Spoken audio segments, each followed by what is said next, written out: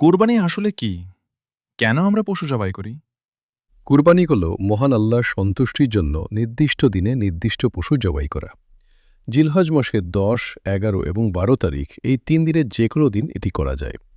তবে মনে রাখবে, যার কাছে নেশাব পরিমাণ বা অতিরিক্ত সম্পদ আছে তার উপরেই কুরবানি দেওয়া ওয়াজিব বা আবশ্যক। আচ্ছা, একটা গরুতে কি একা দিতে হয় নাকি অনেকে মিলে দেয়া যায়?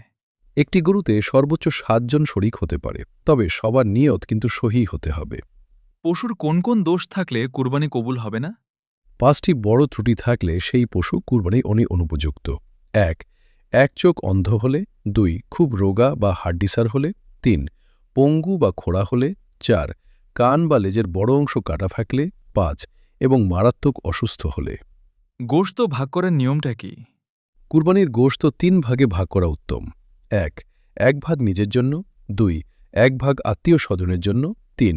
আর এক ভাগ গরিব মিসকিনদের প্রাপ্য।